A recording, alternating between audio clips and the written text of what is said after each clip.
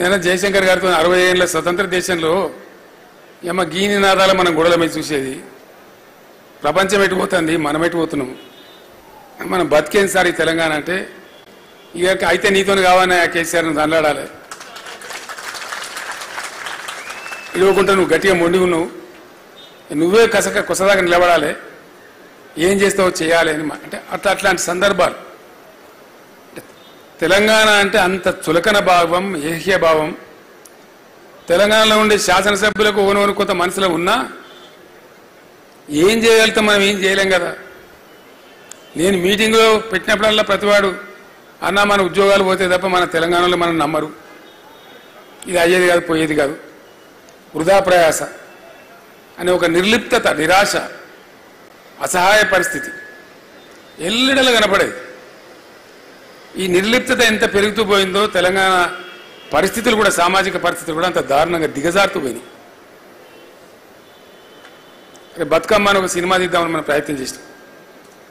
నేనంతా రాసిపెట్టినట్టు కథ, కానీ మన తెలంగాణలో దుర్మార్గులు ఎక్కువ కదా.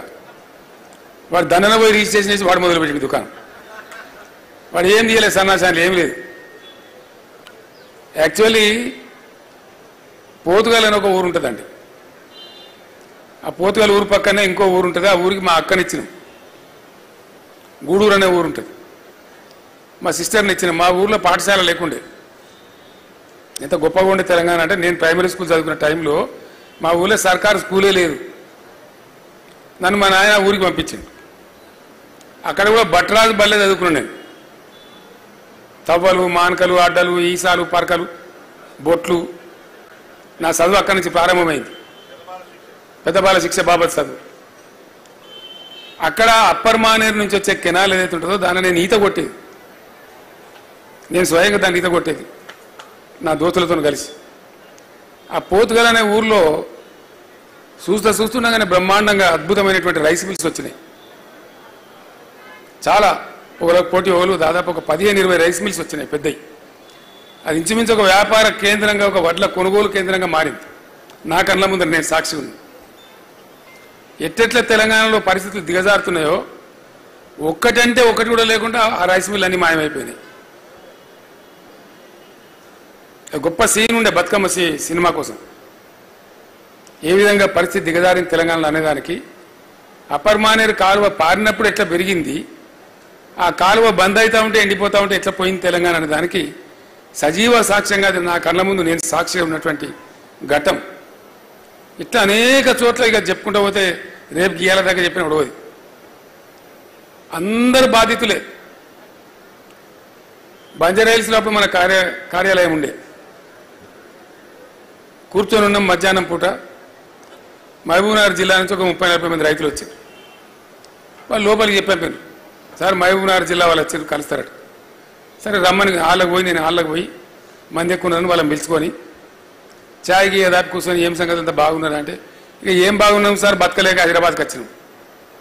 ఏం చేస్తారు హైదరాబాద్లో?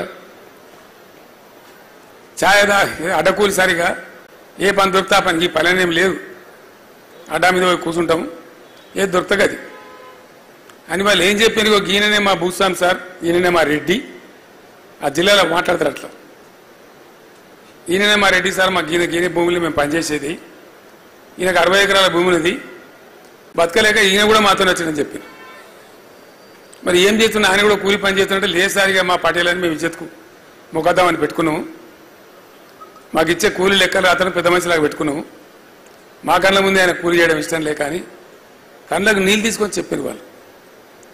ఇటువంటి ఎన్నో రకాల బాధలు. మొత్తం పాలమూరు జిల్లా బొంబాయి బస్సుల కాలవాలం కావడం ఒక హృదయ విదారకమైనటువంటి దృశ్యం.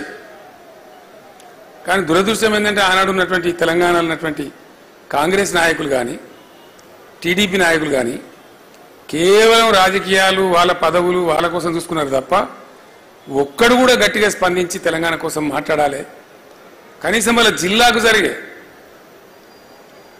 నమ్మలేరు. మీకు కూడా చాలా మందికి తెలియదు ఈ విషయం. ఇక్కడ జలసాధన మనం ఎప్పుడో చేసినాం, మీరు మర్చిపోయారు. బచావత్ ట్రిబ్యునల్ అని ఒక ట్రిబ్యునల్ ఉంటుంది.